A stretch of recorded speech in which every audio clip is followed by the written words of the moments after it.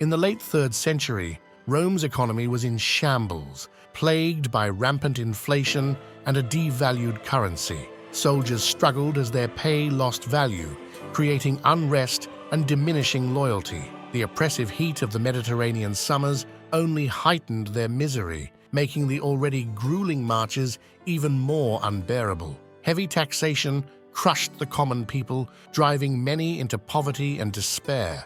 Farmers abandoned their lands, seeking refuge from the tax collectors' relentless demands. The once fertile fields, now parched and neglected, mirrored the decline of the empire.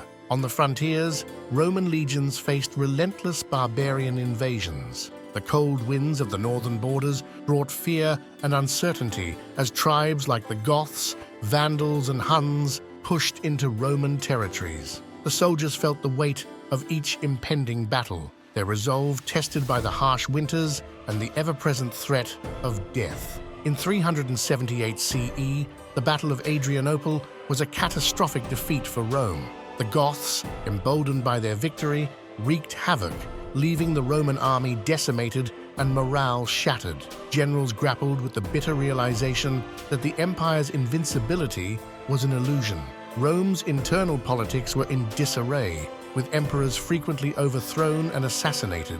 Each new ruler's reign brought more uncertainty as soldiers struggled to stay loyal amidst the chaos. The humid Roman summers bore witness to countless plots and betrayals within the city's marble halls. In 395 CE, the empire was divided into eastern and western halves, weakening its overall power. The Western Empire, under constant threat, lacked the resources and cohesion of its eastern counterpart. Troops, spread thin across vast territories, felt isolated and unsupported. In 410 CE, the Visigoths, led by Alaric, sacked Rome, a devastating blow to the empire's prestige. The Eternal City, burning under the sweltering August sun, symbolized the empire's vulnerability. Soldiers and citizens alike were gripped by a sense of hopelessness as they watched their world crumble. The Vandals crossed into North Africa, seizing the grain supply crucial to Rome's survival. Soldiers stationed in the sweltering deserts of Africa faced fierce resistance, their morale plummeting as they fought a losing battle. The loss of Africa further strained Rome's resources and stability. Attila the Hun's incursions into Roman territory spread fear across the empire. The terror of facing Attila's horde under the scorching sun left soldiers demoralized and desperate. The once mighty legions now scrambled to defend against an unstoppable force. In 451 CE, Romans and their allies clashed with Attila's forces at the Battle of the Catalaunian Plains. The battlefield, soaked in blood and dust, saw a hard-fought victory that provided only temporary relief. Soldiers emerged from the fray exhausted, knowing the respite would be short-lived. In 455 CE, the Vandals sacked Rome, pillaging its wealth and crippling its power. The scorching heat of summer exacerbated the suffering, as citizens and soldiers faced starvation and disease. Rome's decline was now undeniable, its glory fading with each passing day. Rome's military strength continued to erode, with fewer recruits willing to serve. The harsh winters and blistering summers took their toll on the weary soldiers who remained. Generals struggled to maintain discipline and order among their depleted ranks. One by one, Roman territories fell to barbarian tribes.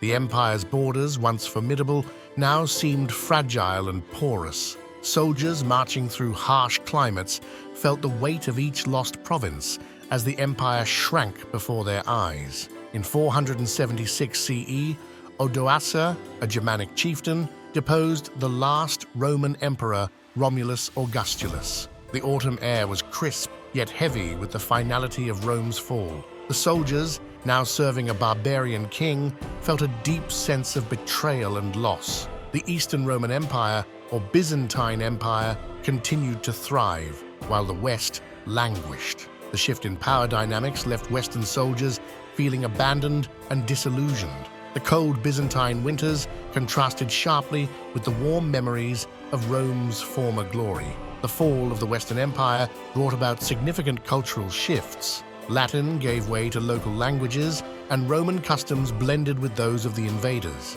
Soldiers and citizens alike adapted to new ways of life, their identity transformed in the process. Rome's fall set the stage for the feudal system that would dominate medieval Europe. The decentralized power structure arose from the chaos, with soldiers serving local lords rather than a central emperor. The legacy of Rome's military organization influenced the development of knightly orders and feudal armies. The Christian Church emerged as a unifying force in the power vacuum left by Rome. Soldiers who once fought for emperors now served under the banner of the cross, participating in crusades and defending Christendom. The cold stone cathedrals became the new fortresses, housing a different kind of power. The rediscovery of Roman texts and ideas during the Renaissance fueled a cultural revival in Europe.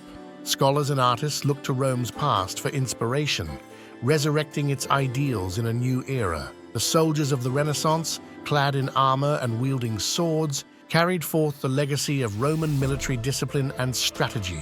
Today, the influence of Rome is evident in modern governance, legal systems, and architecture. The echoes of Roman military tactics can be seen in contemporary warfare, and the ideals of Roman citizenship continue to inspire democratic principles. Soldiers and citizens of the modern world stand on the shoulders of a once great empire, its legacy enduring through the ages. Our journey through time comes to an end for today. We embark on new adventures every week. If you relish the experience, please like and subscribe.